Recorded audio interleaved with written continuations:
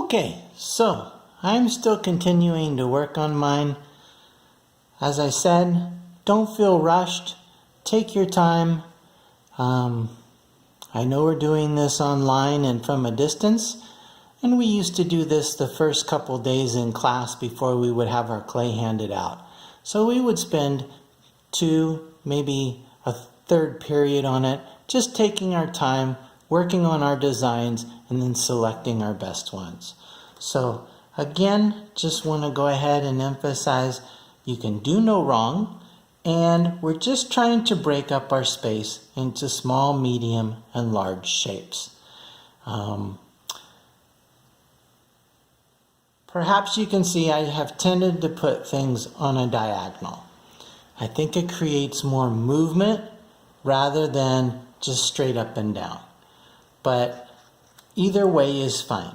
So I just tend to pick a starting point, one corner, somewhere in it, and I just kind of let my pencil go. Sometimes I think I'll go with something crazy like a big curve.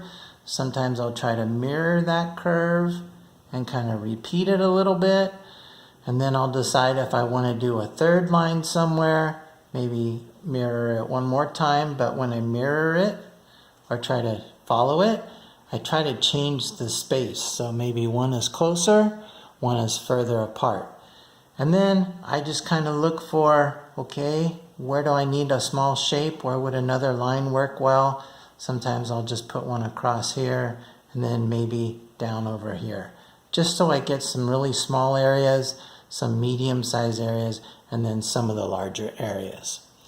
So once we do that, then we're going to select our 4 or 5 best designs. And really by best, you're going to look at them and just think to yourself, which ones are my best in terms of small, medium, and large shapes, in terms of movement, in terms of what just catches your eye and you like the best. So I'm going to continue working on mine, do a few more, and then I'll pick a couple and I'll show you what we're going to do with those ones that we select.